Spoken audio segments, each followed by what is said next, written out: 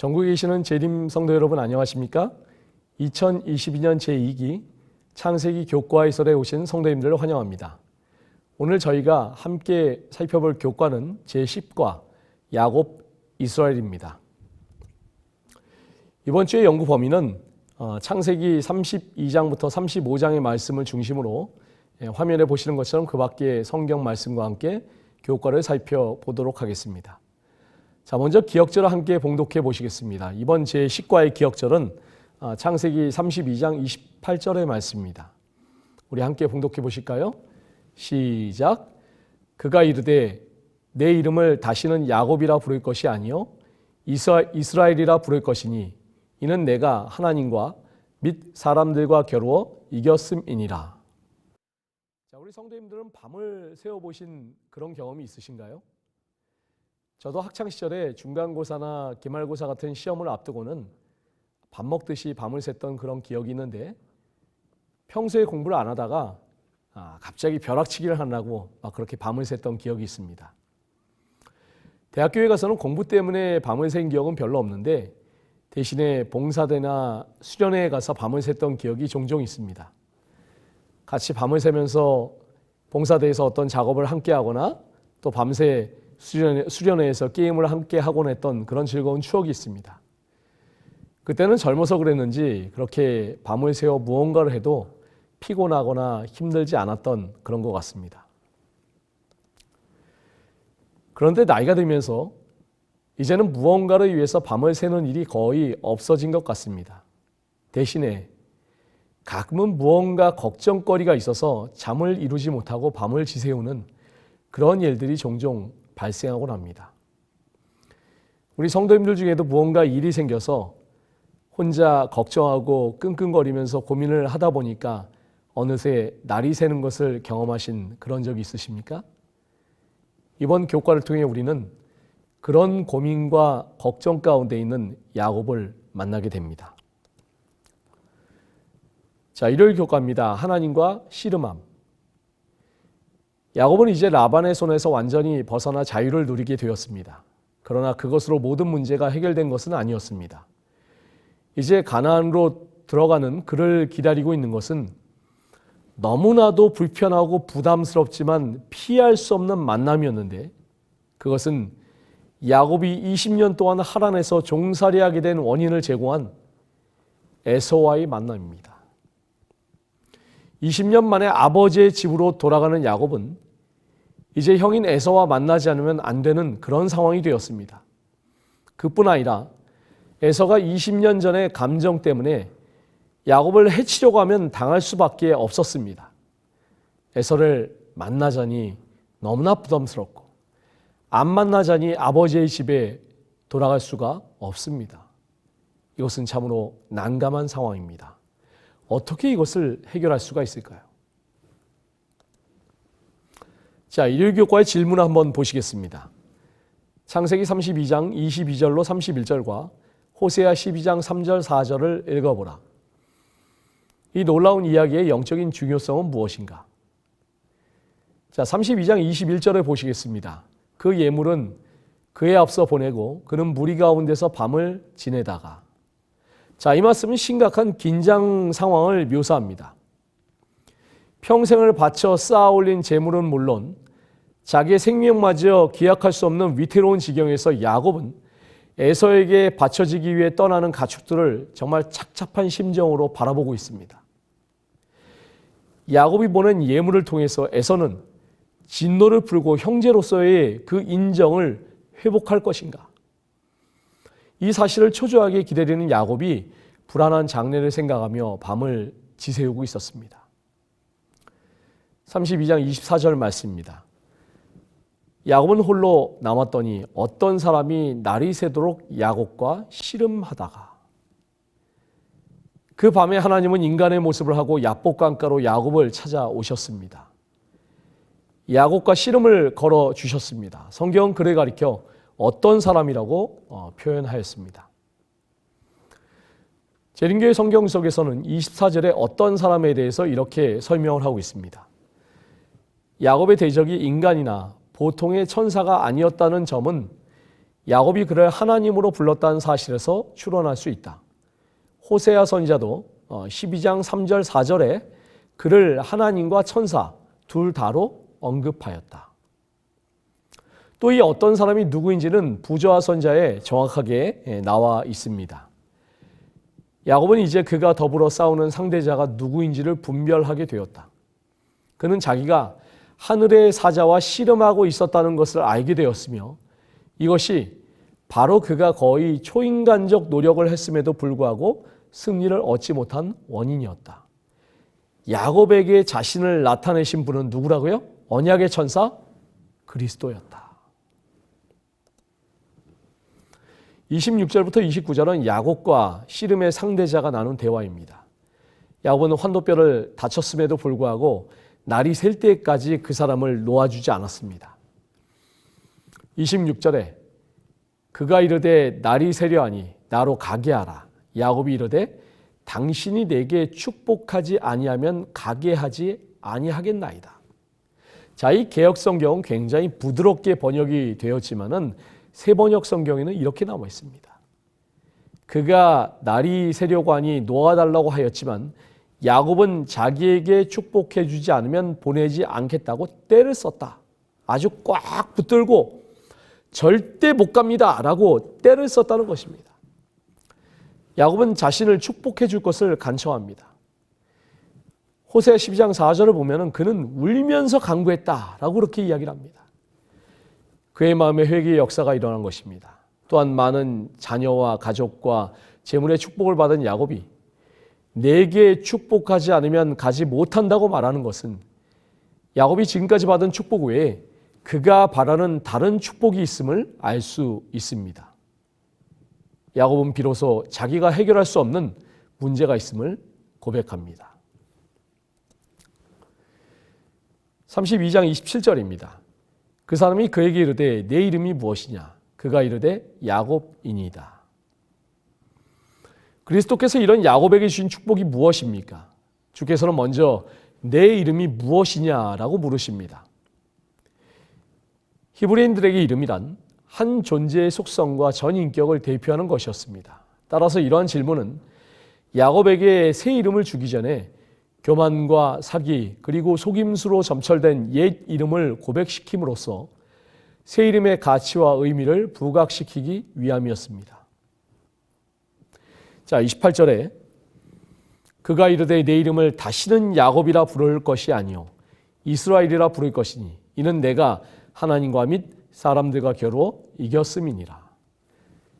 자, 여기 이스라엘이란 말은 우세하다, 싸우다, 씨름하다, 왕비라는 뜻을 가진 사라와 전능자이신 하나님을 의미하는 엘이 결합한 형태로 하나님이 통치하시다, 하나님께서 겨루시다라는 뜻이지만 일반적으로는 하나님과 씨름하여 이긴 자라는 뜻으로 이해가 됩니다.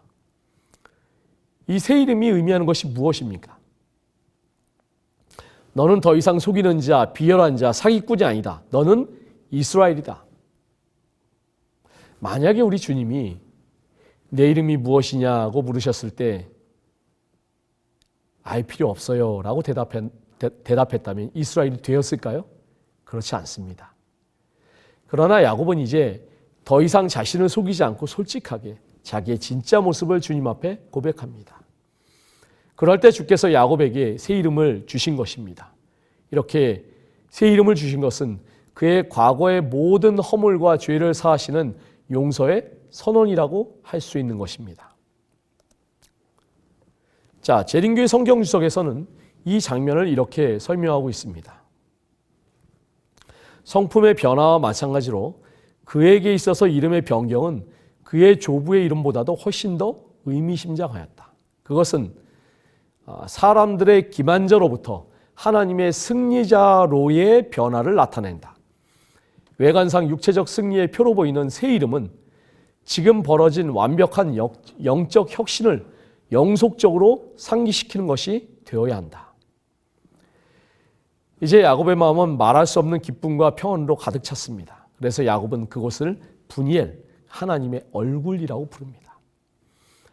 해가 돋는 것을 보면서 절뚝거리면서 걸어 나왔는데 그때 얼마나 아팠겠습니까?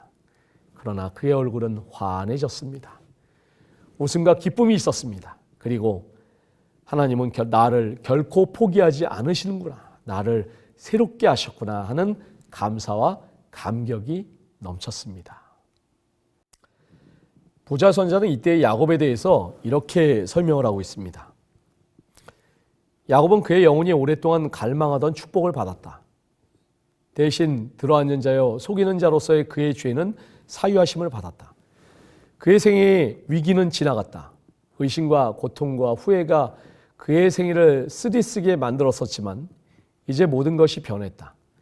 하나님과 화목함으로 이르러오는 평화는 몹시 달콤했다. 야곱은 이제 형 만나기가 두렵지 않았다.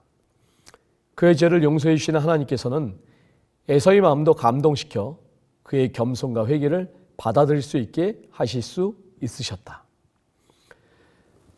비행기가 이륙한 후에 가장 많이 흔들릴 때가 고도를 잡는 지상 1000피트 정도를 통과할 때라고 합니다.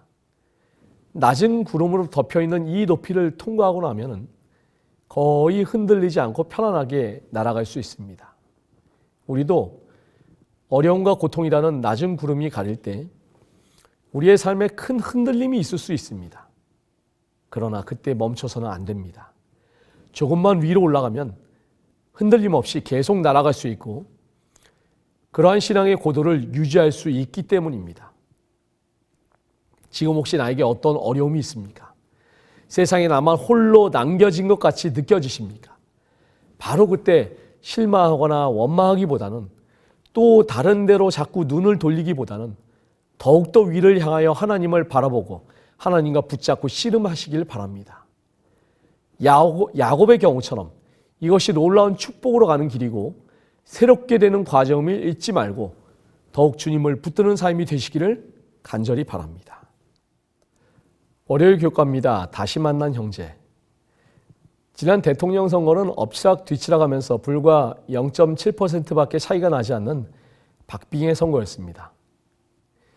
이런 선거를 지켜보면서 얼마나 당사자들이 두근거리면서 손에 땀이 났을까요? 또한 승부가 엎치락 뒤치락 하는 스포츠 경기를 보는 것은 어떻습니까? 우리는 올림픽이나 월드컵 같은 경기를 통해서 그런 박빙의 승부를 보면서 정말 조마조마한 마음으로 응원을 보내지 않습니까? 이런 것을 가리켜서 열이박빙이라고 하는데 살얼음을 바른 것과 같이 아슬아슬하다는 그런 말입니다. 지금까지 인생에서 가장 길고 긴장된 밤을 보낸 야곱이 이제 탈진할 정도로 지쳤습니다. 하지만 반면에 영적으로는 완전히 새롭게 되었습니다. 이스라엘이 되었습니다. 이제 그런 상태에서 에서를 만나게 됩니다. 에서를 만난다는 것은 정말 승부가 어떻게 될지 모르는 조마조마한 그런 상황입니다. 그런 상황에서 하나님은 어떻게 인도하실까요? 자, 월요일 소지의 질문을 한번 보시겠습니다. 창세기 33장을 읽어보라. 분이엘에서 하나님의 얼굴을 보았던 야곱의 경험과 형의 얼굴을 보게 된 야곱의 경험 사이에 어떤 연관성이 있는가? 이 연관성이 우리가 하나님 그리고 우리의 형제들과 맺고 사는 관계에 주는 교훈은 무엇인가? 자, 창세기 33장 1절에 야곱이 눈을 들어 보니는 단순히 바라보는 사실 너머를 가리키는 그런 말입니다. 하나님과 대면한 이후에 더 이상 전전긍긍하며 겁에 질린 야곱의 눈이 아니라 이제는 믿음과 확신에 찬 신앙으로 형 에서를 담담히 바라보는 그 이스라엘의 눈을 가리키고 있는 것입니다. 자, 33장 3절에 보시면은 자기는 그들 앞에서 나아가되 몸을 7번 땅에 굽히며 그의 형 에서에게 가까이 가니. 이제 자신이 있는 곳에 에서가 400명을 데리고 온 것을 본 야곱이 에서와 그가 데리고 온 사람들 앞에 혼자 나가서 무려 7번이나 몸을 땅에 굽히며 절을 합니다. 그런데 7번이나 절을 했다는 사실은 에서가 아무리 형이라도 형제 사이에 취할 자세가 아닙니다. 이것은 신하가 왕에게 하는 자세를 가리키는데 최대한의 예의와 존경을 표하는 그런 것입니다. 재림교회 성경석은 이 장면을 이렇게 설명하고 있습니다. 상급자 앞에 7번 절하는 것은 완전한 겸비와 절대적인 복종의 표시로 간주되었던 것처럼 보인다. 이러한 경의를 표함으로써 야곱은 형의 마음을 얻고자 했다. 그것은 이전에 기만으로 확보한 특전에 대한 일체의 권리를 전적으로 포기한다는 것을 의미한다. 에서와 야곱은 형제 사이입니다. 그것도 10년, 20년 차이가 나는 형제가 아니라 같은 날 태어난 쌍둥이 형제입니다. 그럼에도 불구하고 에서 앞에서 야곱이 이토록 자신을 낮췄다는 것은 그가 진짜로 겸손한 사람이 되었다는 표시가 됩니다. 이것은 정말로 성령의 능력으로 된 것이라고 밖에는 말할 수가 없습니다. 원래 야곱이 이런 사람이 아니었기 때문입니다. 아무리 급박한 상황일지라도 7번이나 절할 사람이 아닙니다. 이럴 정도로 낮출 필요까지는 없는데 에서 앞에서 이토록 자신을 낮췄다는 것은 굉장히 힘든 일이었습니다. 자, 33장 4절 말씀입니다. 에서가 달려와서 그를 맞이하여 안고 목을 어금맞추어 그와 입맞추고 서로 우니라. 이제 드디어 에서와 야곱이 만나게 되는데 이때 어떤 일이 벌어집니까? 마음을 졸이며 자기 쪽을 두 때로 나누고 엄청난 예물도 미리 보내고 이제 에서가 오는 것에 대비하여 아내와 자식들을 세 때로 나눠서 대비한 야곱으로는 상상도 할 수 없는 그런 일이 벌어졌습니다. 그를 맞이하여 안고 다혈질적인 성격의 에서는 오랫동안 떨어져 있던 형제를 보는 순간 그 모든 살이와 그 미움이 눈녹들이 사라지고 말았습니다. 이것은 하나님께서 차가운 에서의 마음에 은혜와 사랑의 온기를 부어주셨기 때문입니다. 자, 여기 4절에 나오는 동사들을 보시면은 점진법으로 표현이 되어 있습니다. 달려오다, 안다, 어금맞추다, 입맞추다, 울다라는 의미로 확장이 되고 있습니다. 자, 여기서 강조가 되는 것은 가장 마지막에 울다입니다.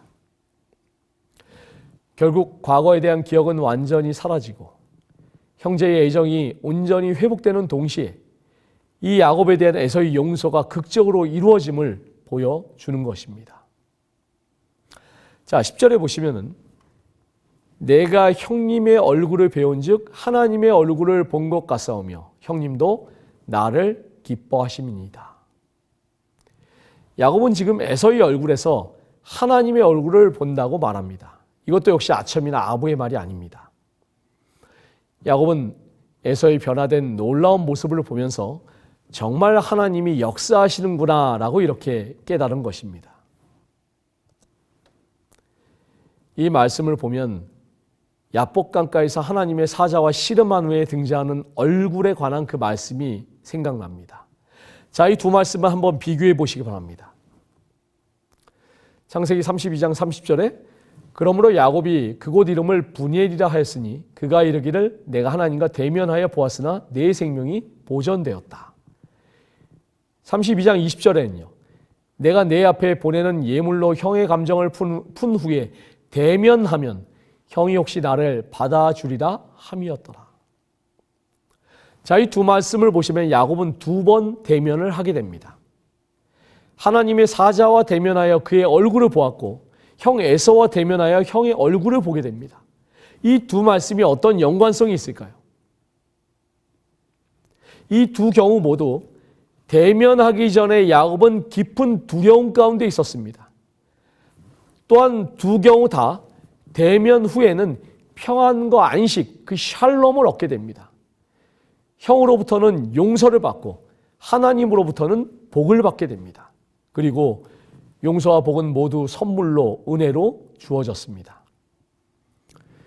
야곱은 용서하는 형의 얼굴 속에서 복을 주시는 하나님의 얼굴을 발견할 수 있었던 것입니다. 재림교회 성경석은 이 성경절을 이렇게 설명합니다. 에서의 우호적인 인사를 받을 때 최근에 야곱에게 주어졌던 하나님의 약속이 떠올랐으며 에서의 얼굴에서 그것의 은혜로운 성취를 읽을 수 있었다. 야곱의 이 말은 그의 길에 동행하였던 명백한 하나님의 임재에 대한 깊은 감사를 반영한다. 기뻐하심이니이다. 이에 해당하는 히브리 원어 라차는 즐거워하는 것뿐만 아니라 적극적으로 호의를 보이며 함께 연합하는 애정까지 의미하는 그런 말입니다. 이 단어는 하나님께서 제사를 받아주시는 것을 묘사하는 데 사용되는 중요한 제사 용어입니다. 야곱이 이 말을 한 의도는 분명합니다. 하나님께서 나를 용서하시고 받아들이셨으니 형도 나의 이 예물을 받아들여야 한다는 것입니다. 결국 야곱이 에서에게 예물을 주는 것은 단순히 에서의 진노에서 모면하려는 그런 계산이 아니라 과거에 자신이 훔친 복을 되돌려주려 하는 의도에서 그렇게 한 것입니다. 결국에는 이 모든 것은 하나님의 은혜죠. 월요일 교과를 마치면서 이 영감의 교훈에 나와 있는 부자선자의 말씀을 읽고 마치고자 합니다. 야곱이 천사와 씨름하는 동안 다른 하늘의 사자가 에서에게 파송되었다. 에서는 꿈속에서 아버지의 집을 떠나 20년 동안 방랑하는 그의 아우를 보았다. 그는 또 야곱이 어머니의 죽음을 알고 몹시 슬퍼하는 것과 그가 하나님의 군대에 호위되어 있는 것을 보았다. 에서는 이 꿈을 자기의 군사들에게 이야기해주고 그의 아버지의 하나님이 야곱과 함께 계시니 그를 해하지 말라고 명하였다. 자, 화요일 교과입니다. 디나가 수치를 당함. 고향으로 돌아온 야곱에게 큰 걱정거리였던 형 에서와의 문제는 아주 잘 해결이 되었습니다. 그런데 또 다른 문제가 거기서부터 시작이 됩니다. 자, 33장 18절 말씀을 보시겠습니다.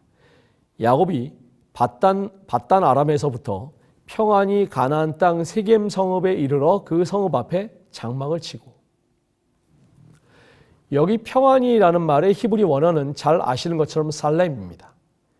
이는 가나안 정착을 순조롭게 진행하시는 하나님의 손길을 암시하는 말로서 야곱에게 안전이 보장되었음을 나타내는 그런 말이기도 합니다. 그러나 그 이면에 역설적 암시가 있는 것이 그 성은 이후에 가장 격렬한 분쟁의 현장이 될 것이기 때문입니다. 세겜 성읍에 이르러 그 성읍 앞에 장막을 치고, 사실 이때 야곱은 하나님께서 보여주신 그 신실함에 감사하면서 이전에 하란으로의 도피도 중에 베델에서의 서원을 기억하고 곧장 베델로 내려가 감사의 제단을 쌓았어야 했습니다.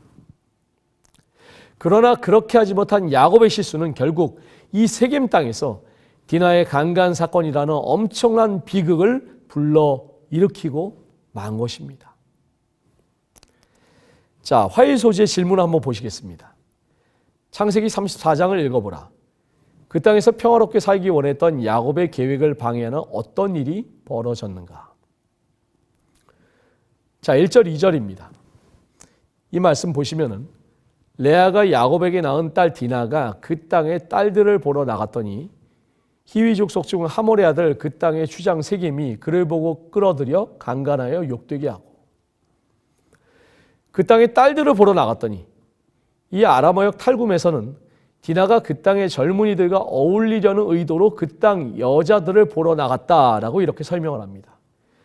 유대 역사가 요세푸스도 디나가 세겜 소녀들과 그 쾌락의 마당에 참여하기를 원했다라고 기록하고 있습니다. 아무튼 이 말씀은 디나의 행동이 무척 경솔해 보입니다. 하지만 디나의 불행은 호기심으로 단순히 어울리는 것으로 끝나지 않고 한 남자에게 가압적으로 성폭행을 당하는 비극으로 발전했다는 데 있습니다. 디나를 강제로 성폭행한 세겜이 디나를 더 좋아해서 아내로 맞아들이려고 합니다. 그러나 문제는 야곱의 집안이 그런 가치관으로 살아가는 집안이 아니라는 것입니다. 그들에게는 다른 법이 있었고, 특히 할례받지 않은 자들과는 통혼하지 않는 원칙이 있었습니다. 자, 여기 34장 5절에 보시면 야곱이 그 딸 디나를 그가 더럽혔다 함을 들었으나 자기의 아들들이 들에서 목축함으로 그들이 돌아오기까지 잠잠하였고. 자, 이 5절 말씀은 딸의 강간 소식을 들은 야곱의 반응입니다. 야곱은 신중히 처신하여 그의 아들들이 들에서 가축을 치는 일을 마치고 돌아오기를 기다립니다. 사실 야곱이 강간 소식을 듣고 이러한 처신을 한 것은 매우 의외의 일로 여겨집니다. 이러한 야곱의 반응에 대하여 주석가들마다 다양한 견해를 가지고 있습니다. 교과의 저자는 한편 야곱은 오직 평화에만 관심이 있었다. 그의 딸이 수치를 당했다는 소식을 들었을 때 그는 아무 말도 하지 않았다라고 하여 야곱의 반응에 부정적인 견해를 보이고 있습니다. 반면에 다른 주석가들은 야곱이 세겜 지역에 들어와 살고 있었기 때문에 아들들이 부재한 상황에서 당장 어떤 조치를 취하는 것은 매우 어려웠을 것으로 바라봅니다. 이 재림교의 성경석을 보니까 야곱의 침묵에 대해서 비교적 긍정적으로 바라보고 있습니다. 그는 충동에 의해서 행동하기보다는 신중해야 될 것을 알았다. 문제의 심각성은 분명히 온 가족의 이익에 영향을 미칠 것이었으며 함께 논의하고 결정하는 것이 필요하였다라고 그렇게 이야기를 하고 있습니다. 자, 여기 34장 11절, 12절에 나오는 하몰의 제안은 밧단 아람에서 가나안으로 이주해온 야곱에게 매우 솔깃할 수 있는 그런 내용이었습니다. 야곱은 성 안에 들어가지 못하고 성막 들에서 천막을 치고 있었기 때문에 하몰의 제안은 야곱 가족을 성 안의 일원으로 받아들인다는 의미를 가지고 있었던 것입니다. 그런데 가만히 생각을 해보시기 바랍니다. 야곱은 가나안 땅에 정착하면서 할아버지 아브라함과 아버지 이삭에게서 물려받은 신앙의 흐름을 뚜렷하게 인식하고 있었습니다. 하나님이 아브라함과 이삭에게 신앙훈련을 시키면서 가장 중요하게 인식시켜 주신 것은 신앙이 섞이지 않도록 하는 일이었습니다. 그래서 아브라함은 본토를 떠나야 했고 가족 친척한테서도 떨어져야 했습니다. 이삭이 아내를 얻을 때에도 저 멀리 하란에 가서 신부감을 구해왔습니다. 그런데 지금 야곱 가족은 훨씬 더 큰 족속과 통합될 수 있는 제안을 받고 있는 것입니다. 자, 여기 13절에서 17절을 보시면 야곱의 아들들의 대답이 나옵니다. 지금 할례를 받으면 우리가 그 제안대로 하겠다고 합니다. 세겜 족속이 그 제안을 받아 할례를 받자 어떤 일이 벌어집니까? 25절에 보시면은 제3일에 아직 그들이 아파할 때 야곱의 두 아들 디나의 오라버니 시므온과 레위가 각기 칼을 가지고 가서 몰래 그 성읍을 기습하여 그 모든 남자를 죽이고, 불신 공동체와의 비타협은 바람직한 결단이지만 그들을 응징하는 데 이용한 수단은 세상적인 것, 즉 속임수와 폭력이었습니다. 이 야곱의 아들들은 할례의 고통이 가장 극심하여 대항할 능력이 없는 할례 후 3일에 기습을 합니다. 이 일은 야곱의 아들들 중에서 특별히 시므온과 레위가 주도합니다. 우리 성도님들, 할례가 무엇입니까? 우리가 지난 교과에서 배운 바와 같이 언약의 공동체에 참여한다는 믿음의 결단에 의한 예식입니다. 또한 하나님의 백성임을 상징적으로 나타내는 표징입니다. 그런데 야곱의 아들들은 할례가 가지고 있는 상징과 그 상징이 담고 있는 진리를 분리시켰습니다. 이 거룩한 영적 상징을 오염시켜버린 것입니다. 거룩한 언약의 예식을 자신들의 목적을 위한 수단으로 삼아버린 것입니다. 자, 그런데 성도님들, 야곱의 아들들의 이러한 죄는 가만히 생각해 보면 누구를 생각나게 합니까? 변화되기 이전에 야곱의 모습이 떠오르게 됩니다. 야곱은 잘못 살아온 과거를 뉘우치고 새 삶을 살기로 결심하였지만 그의 아들들이 아버지의 옛 모습을 뒤따르고 있었던 것입니다. 이 13절에 야곱의 아들들이 속여 대답하였으니 라는 말은 문자적인 의미로 그들이 의도적으로 계획성을 가지고 속였음을 강조하는 말입니다. 뿌리 깊은 야곱 집안의 거짓이 대를 잇고 있는 장면을 보여주고 있는 것입니다. 야곱은 그 속임수의 대가를 외삼촌 라반에게 되돌려 받았을 뿐만 아니라 이제는 자식들에게서 되돌려 받고 있습니다. 이 모든 일의 결과에 대한 야곱의 반응이 어떠했을까요? 30절에 야곱이 시므온과 레위에게 이르되 너희가 내게 화를 끼쳐 나로 하여금 이 땅의 주민 곧 가나안 족속과 브리스 족속에게 악취를 내게 하였도다. 나는 수가 적은즉 그들이 모여 나를 치고 나를 죽이리니 그러면 나와 내 집이 멸망하리라. 여기서 네게 화를 끼쳐라는 말의 원어는 동사 아카르에서 파생된 말인데, 이를 화를 끼치다라는 말로 번역한 것은 매우 아주 굉장히 약한 표현입니다. 오히려 이 말은 개인적, 민족적 재앙을 가리키는 굉장히 강력한 표현입니다. 야곱은 이 일로 인해서 가나안 족속이 그를 치고 죽일 것을 염려하고 있습니다. 또한 악취를 내게 하였도다라는 말은 세번역 성경에서는 나는 추한 인간이 되고 말았다라고 표현하고 있습니다. 중요한 것은 자식들이 많은 사람들을 죽인 사실이나 거룩한 할례의식을 악용했다는 점을 책망한 것이 아니라 자식들의 행동으로 말미암아 자기의 명성에 손해를 끼친 것에 대해서 질책하는 그런 것으로 보인다는 사실입니다. 창세기 34장의 사건은 참으로 추악하고 부끄러운 사건이라고 할 수가 있습니다. 그럼에도 불구하고 이것이 성경에 기록된 이유가 무엇일까요? 재림교회 성경 속에 보니까 여기에 대한 설명이 아주 잘 돼 있어서 이것을 결론으로 말씀을 드리고자 합니다. 이 이야기는 부조들의 역사 속에서 어두운 장면을 이룬다. 이것은 분노해야 할 정당한 이유가 성급한 행동에 대한 핑계가 될 수 없음을 가르친다. 불공정함 아래에서의 인내는 하나님의 인정을 얻는다.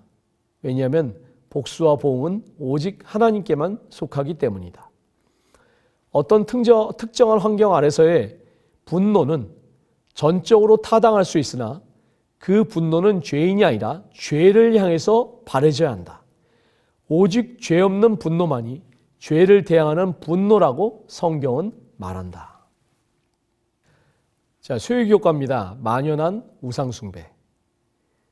우리는 지난 수십 년간 전쟁이나 내전을 통해서 무고한 많은 사람들이 죽음을 당하는 가슴 아픈 현장을 뉴스로 보아왔습니다. 1960년대, 70년대 캄보디아에서 일어난 킬링필드, 그 유고 연방에서 벌어진 코소보 사태의 인종 청소, 르완다 내전으로 인한 집단 학살 사건 등 역사의 비극이 잊혀지지가 않는데, 이런 비극적인 전쟁에서나 있을 법한 그런 사건이 야곱의 집안에 의해 집단적으로 저질러졌다는데 충격을 받지 않을 수가 없습니다. 하란에서 가나안에 오기까지 하나님의 특별하신 도우심이 있었기 때문에 야곱의 가나안 생활은 평탄할 줄 알았습니다. 게다가 하나님과 씨름하여 이기고 이스라엘이라는 이름까지 받았으니 당연히 그렇게 되리라 여겨졌습니다. 그런데 얼마 지나지 않아 딸 디나의 강간 사건을 계기로 이 야곱의 아들들이 세겜 남자들을 다 죽이고 그것도 부족해서 성을 노략하고 아이와 여자들을 잡아가는 그런 일을 벌인 것입니다. 가장 의로워야 하고 가장 분별력이 있어야 될 야곱 집안의 사람들이 이토록 무자비하고 잔인한 보복을 했다는 사실에 경악할 수밖에 없는 것입니다. 이 끔찍한 비극을 통해서, 그리고 이후에 벌어질 일들을 통해서 우리는 어떤 교훈을 배울 수가 있을까요? 자, 수요일교과의 질문을 보시겠습니다. 창세기 34장 30절로 35장 15절을 읽어보라. 이곳에서 일어난 일을 통해 참된 예배에 관해 어떤 교훈을 얻을 수 있는가? 자, 35장 1절 말씀입니다. 하나님이 야곱에게 이르시되 일어나 베델로 올라가서 거기 거주하며 내가 내 형 에서의 낯을 피하여 도망하던 때에 내게 나타났던 하나님께 거기서 제단을 쌓으라 하신지라. 자, 이 말씀에서 하나님은 야곱에게 일어나 베델로 올라가서 거기 거주하며 라고 말씀하십니다. 히브리어 원문을 보시면 이 문장은 모두 명령형으로 되어 있습니다. 그래서 직역하면 너는 일어나라, 너는 베델로 올라가라, 그리고 너는 거기에 거하라 라는 그런 말씀입니다. 자, 일어나로 번역된 쿰은 몸을 일으키다 라는 뜻 외에 실행하다, 착수하다 라는 뜻을 가지고 있습니다. 하나님의 새로운 사역에 대한 야곱의 동참을 촉구하는 그런 말씀입니다. 사실 베델로 가라는 하나님의 지시를 어긴 것이 이 세겜 사건의 근본적인 원인 중에 하나입니다. 이제 하나님은 야곱에게 베델로 돌아가라고 말씀하십니다. 베델은 야곱이 에서의 분노를 피해 도피하는 과정 중에 하나님을 만나 서원한 그런 곳입니다. 또한 믿음의 조상 아브라함이 복을 받은 후에 단을 쌓고 장막을 친 유석이 핀 그런 곳이었습니다. 하나님께서는 이곳에서 야곱이 서원했던 내용들을 이행하라고 말씀하십니다. 또한 하나님께서는 언약의 가문이 쇠 속에 휩쓸려 당신의 이름이 더럽혀지는 것을 보실 수 없으셨기에 그들과의 바른 관계를 위하여 은혜의 장소 베델로 부르신 것입니다. 거기에 제단을 쌓으라. 이전에 베델에 하나님의 전을 건축키로 서원한 야곱에게 하나님은 제단을 쌓으라고 명하십니다. 제단은 희생제물의 피를 통해 죄인이 거룩하신 하나님과 교제하는 복된 곳입니다. 자, 여기서 쌓으라는 말은 히브리어 원어로 아사에서 파생된 말인데 그리고 너는 만들라라는 말입니다.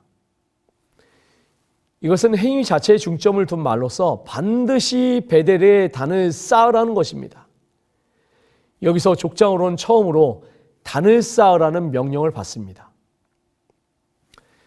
하나님께서는 아브라함에게 22장 2절에서 아들 이삭을 번제로 드리라고 명하셨습니다. 야곱에게 제단을 쌓으라고 하시는 하나님의 명령은 아브라함에게 주신 명령처럼 야곱에게는 믿음의 시험과 같은 그런 것이었습니다.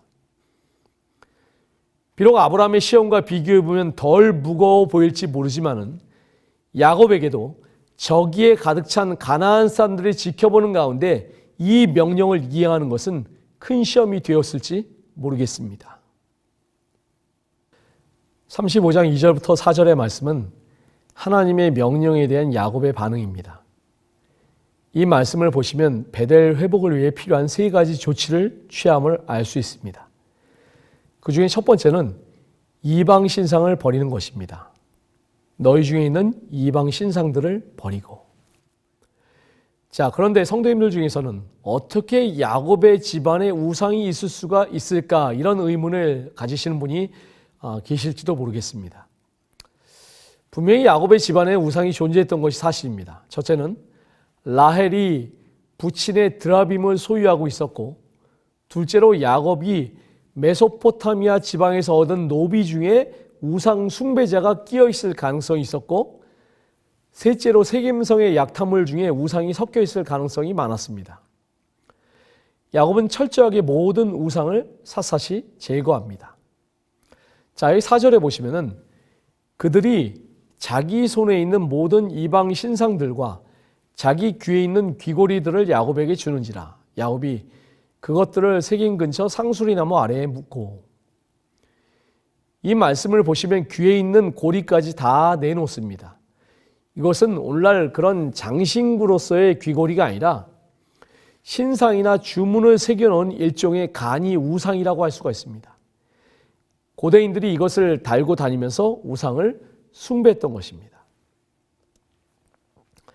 야곱의 두 번째 조치는 자신을 정결하게 하고, 이것은 공동체의 구성원들이 우상을 버린 뒤에 몸과 마음을 정결케 하고 그동안 자신과 공동체를 지켜오시는 하나님을 향한 모두의 신앙적 자세를 새롭게 하기 위함이었습니다.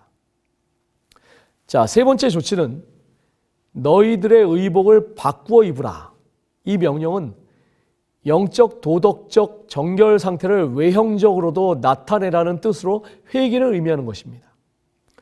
자, 출애굽기 19장 10절에도 보시면은 하나님께서 출애굽 직후에 모세에게 이와 같은 명령을 내리셨음을 알 수가 있습니다. 의복을 바꿔 입는 것은 이전의 상과 신분을 벗어던지고 새로운 삶으로 전진하기 위한 결단을 의미하는 그런 것이었습니다. 우리가 일어나 베델로 올라가자는 이 말씀은 야곱이 파란만장했던 자신의 과거를 되돌아보면서 온갖 괴로움 속에서도 함께 하셨던 하나님의 은혜와 언약을 되새기며 다시 한번 신앙의 결단을 촉구하는 그런 말씀입니다. 내 환난 날에 내가 내게 응답하시며 내가 가는 길에서 나와 함께 하시는 하나님께 내가 거기서 제단을 쌓으려 하노라. 이 말씀은 하나님께서 자신을 위해 해주신 일들을 감사하는 마음으로 고백하면서 어떤 권능으로 모든 해에서 지켜주셨는지를 고백하는 것입니다. 그래서 야곱은 하나님을 엘, 전능하신 하나님이라고 부르는 것입니다. 그가 가고자 하는 베델, 하나님의 집은 모든 환난에서 자신을 지켜주신 엘, 전능하신 하나님이 함께 계시는 그런 곳입니다. 하나님께서는 그러한 야곱이 가는 그 길에 함께 해주실 것입니다. 얼마나 놀라운 하나님의 은혜입니까? 부저선자는 이 장면을 이렇게 기록하고 있습니다. 야곱은 깊은 감동에 젖어 그가 방랑자로서 자기의 생명을 위하여 아버지의 장막을 떠났을 때에 처음으로 베델을 찾게 되었고, 그때 여호와께서 어떻게 밤의 이상 중에 그에게 나타나셨는지에 대한 이야기를 되풀이해서 말했다. 야곱이 하나님께서 자기를 다루신 놀라운 일들을 회고해 볼 때에 그의 마음이 부드러워지고 그의 자녀들 역시 역사하시는 능력에 감동되었다. 그는 그들이 베델에 도착하면 그들 모두가 하나님을 예배하는 데 참여하도록 하기 위하여 가장 효과적인 방법으로 그들을 준비시켰다. 자, 이게 5절 말씀에 보시면 그들이 떠났으나 하나님이 그 사명 고을들로 크게 두려워하게 하셨으므로 야곱의 아들들을 추격하는 자가 없었더라. 야곱은 아들들이 저지른 일로 인해 가나안 사람들의 보복을 두려워했습니다. 하지만 하나님께서는 주변 민족들로 하여금 야곱을 두려워하게 하셨고 결국 이러한 두려움 속에서 그들은 야곱 집안을 추격하지 못했습니다. 이처럼 하나님께서 세겜성 사건으로 인해 야곱 집안에 보복하려던 주변 세력의 용기를 꺾으신 것은 야곱이 취한 우상과의 단절과 가정의 신앙 개혁을 기뻐하신다는 증거가 되었습니다. 다시 말해서 하나님의 말씀에 순종의 의지를 보이는 백성들에게 하나님의 인도하심과 보호하심이 함께 하신다는 사실을 말씀해 주고 있는 것입니다. 자, 7절 말씀입니다. 그가 거기서 제단을 쌓고 그곳을 엘 베델이라 불렀으니 이는 그의 형의 낯을 피할 때에 하나님이 거기서 그에게 나타나셨습니다. 결국에는 야곱이 베델에 이르러 단을 쌓고 그 이름을 엘 베델이라고 합니다. 엘 베델은 전능자 하나님을 의미하는 엘과 베델이 합쳐진 말로서 베델에 전능하신 하나님이라는 그런 말입니다. 야곱이 베델에서 자기에게 베풀으신 하나님의 은혜를 상기하면서 그때 자신이 서원했던 내용을 온전히 이룰 수 있도록 역사하신 하나님을 찬양하며 붙인 이름인 것입니다. 교과책 143페이지 나의 삶 속으로에 나와 있는 설명에서도 엘 베델이라는 그 이름은 장소보다는 베델의 하나님을 강조한다고 말하고 있습니다. 자, 재림교회 성경 주석에 나와 있는 엘 베델에 대한 설명을 보시겠습니다. 그에게 이것은 베델의 하나님, 곧 하란으로 도망갈 때 그곳에서 그에게 나타났던 분을 뜻했을 것이다. 밧단 아람을 떠나라고 야곱을 부르셨을 때 하나님은 그에게 자신을 베델의 하나님으로 밝히셨다. 그러므로 10중 8구 야곱은 이것을 염두에 두고 하나님이 돌아가라고 명령하면서 언급한 그 장소에 대해 이제 도착했다는 사실에 대한 표로서 이 제단을 바쳤을 것이다. 자, 목요일 교과입니다. 라헬의 죽음. 목요일 교과의 질문을 보시겠습니다. 창세기 35장 15절로 29절을 읽어보라.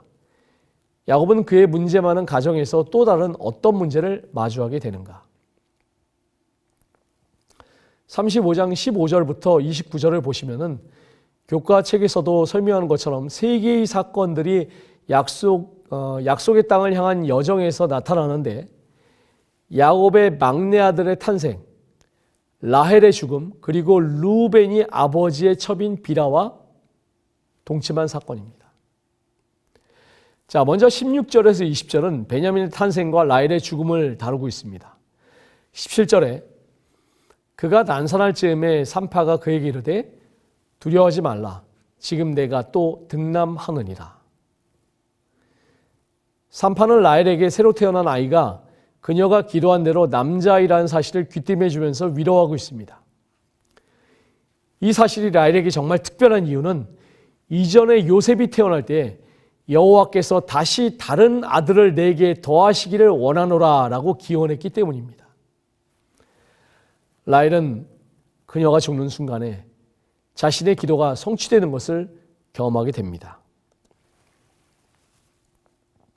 자, 이 18절 말씀에 보시면 아들의 이름을 베논이라 불렀으나 그의 아버지는 그를 베냐민이라 불렀더라. 이 베논이, 벤오니는 고통, 슬픔을 뜻하는 오니에 아들이라는 뜻의 벤이 합쳐진 말로 슬픔, 고통의 아들이라는 그런 뜻입니다. 요셉의 출산 이후에 또 다른 아들을 갈망했던 라헬이 그 꿈이 이루어지는 기쁨의 순간을 눈앞에 둔 채 심각한 상고로 인해 자신이 죽을 것을 예감하며 지어준 그런 이름인 것입니다. 베냐민은 아들을 뜻하는 벤과 오른손을 뜻하는 야민이 합쳐진 말로 오른손의 아들이라는 그런 뜻입니다. 고대 근동에서 이 오른쪽은 행운을 가져오는 상징이었기 때문에 이 이름은 행운의 아들로도 풀이할 수가 있는 것입니다. 결국에 이 이름은 베노니와는 상반된 긍정적이고 희망찬 메시지를 담고 있는 그런 이름인 것입니다. 자, 22절 말씀입니다. 이스라엘이 그 땅에 거주할 때에 르우벤이 가서 그 아버지의 첩 비라와 동침하며 이스라엘이 이를 들었더라. 비라는 라헬의 여종이었다가 야곱의 첩이 된 그런 여인입니다. 그런 그녀와 르우벤이 통간하게 됩니다. 그래서 이 죄는 근친상간의 죄이고 폐륜적인 그런 범죄였습니다. 모세의 율법에서는 이런 범죄를 저지른 사람은 어떻게 했어요? 관계한 두 남녀를 모두 죽이라고 엄히 규정되어 있는 그런 죄였습니다. 결국에 르우벤은 이 범죄로 인해서 첫 번째는 장자권을 박탈당하게 되었고 두 번째는 그 후손이 탁월치 못하여 르우벤 지파에서는 위대한 사사나 선지자, 왕이 배출되지 않는 그런 징계를 당하게 됩니다. 이러한 사건을 통해 우리는 하나님의 언약을 계승하여 하나님의 계획이 실현되어가는 과정에서 이스라엘에게 치명타를 가하려고 하는 사탄의 괴계를 엿볼 수가 있습니다. 이스라엘이 이를 들었더라. 하지만 야곱은 르우벤과 비라의 통간에 대해 듣고도 어떠한 반응을 보이지 않습니다. 마치 디나가 성폭행을 당한 일을 알았을 때처럼 그가 침묵합니다. 야곱이 이 일로 침묵을 한 것은 믿었던 장자 르우벤의 폐륜 행위에 대한 아비로서의 심한 수치심과 자기의 종교적 순결까지 더럽힌 행위에 대한 언약 상속자로서의 상실감 때문에 그랬던 것 같아 보입니다. 야곱은 기나긴 침묵을 보낸 후에 자신의 죽음에 앞서서 비로소 그때 당시에 치욕과 회복될 수 없었던 마음의 상처를 토로하면서 저주의 유언을 하게 되는 것을 우리가 나중에 볼 수가 있는 것입니다. 145페이지에 나와 있는 나의 삶 속으로에 나와 있는 말씀으로 목요일 교과를 마치고자 합니다. 야곱의 12 아들들은 결코 가장 사랑스럽거나 친절한 사람들이 아니었다. 모든 문제들과 비라를 범한 르우벤의 죄와 같은 분명한 악에도 불구하고 하나님의 뜻은 야곱의 가족을 통해 성취될 것이었다. 그들이 아무리 형편없을지라도 말이다. 자, 마지막으로 금요일 교과입니다. 더 깊은 연구를 위해. 더 깊은 연구를 위해 부지와 선지자에 나와 있는 말씀처럼 야복 강가에서 야곱이 씨름하던 이 경험은 그리스도의 재림 전에 하나님의 남은 백성이 겪어야 될 시련, 야곱의 환난을 가리키는 것입니다. 이 진퇴양난에 빠진 야곱의 유일한 희망은 오직 하나님의 자비를 구하는 것이었고 유일한 방어책은 기도하는 길뿐이었습니다. 이와 같이 그리스도를 따르는 자들은 환난의 시기가 가까움에 따라 사람들 앞에서 자신들을 올바른 위치에 놓고 편견을 제거하고 양심의 자유를 위협하는 위험에서 피하기 위하여 모든 힘을 기울이지 않으면 안 되는 것임을 증언의 말씀은 오늘 우리에게 경고하고 있습니다. 오래전에 어떤 개그맨이 유행시킨 유행어 중에 인간이 아니문이다 라는 것이 있습니다. 만약에 전혀 실수를 하지 않는 사람이 있다면 인간이 아니문이다 라고 해줘야 할 것 같습니다. 사람은 누구나 실수할 때가 있습니다. 실수를 안 한다면 완벽하거나 죽었거나 둘 중에 하나입니다. 하나님의 사람도 실수할 때가 많이 있습니다. 그러나 실수가 곧 실패를 의미하는 것은 아니죠. 실수를 할 때 대가를 치르거나 괴로움을 당할 수 있지만 그것이 오히려 유익이 될 수도 있습니다. 진짜 문제는 실수 그 자체가 아니라 실수를 했는데 그것을 통해서 아무것도 배우지 못하는 것입니다. 성경에 나오는 믿음의 노족들을 봐도 결코 완벽한 사람들이 아니었음을 우리가 알 수가 있습니다. 아브라함이 그랬고 이삭이 그랬습니다. 우리가 살펴보고 있는 야곱도 마찬가지였습니다. 분명히 많은 실수를 했고 잘못된 길을 가기도 했습니다. 그 결과로 고통도 당했습니다. 하지만 그들이 끝까지 하나님과 동행할 수 있었던 것은 부족한 자기의 상태를 살피고 오직 하나님의 은혜만 붙들었기 때문이었습니다. 그래서 믿음으로 다시 일어설 수 있었던 것입니다. 이것이 하나님의 백성의 삶인 것입니다. 교과책의 마지막 부조와 선지자의 말씀을 읽고 이제 모든 교과를 마치도록 하겠습니다. 한번 보실까요?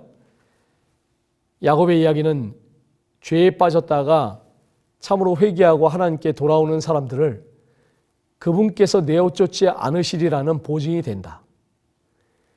야곱이 자기 자신의 힘으로 싸워서 얻으려고 하다가 놓쳤던 그것을 얻게 된 것은 자기 자신을 하나님께 내에 맡기고 신뢰하는 신앙으로 말미암아서였다. 이 일을 통해 하나님께서는 당신의 은혜와 능력만이 그가 갈망하던 축복을 그에게 가져다 줄 수 있다는 사실을 당신의 종에게 가르치셨다. 말세에 사는 사람들에게도 이와 같을 것이다. 위험이 그들을 둘러싸고 절망이 영혼을 억압할 때 그들은 오직 속죄의 공로만을 의지해야 한다. 우리 스스로는 아무것도 할 수 없기 때문이다. 이것으로 제10과 교과 해설을 마치도록 하겠습니다. 감사합니다.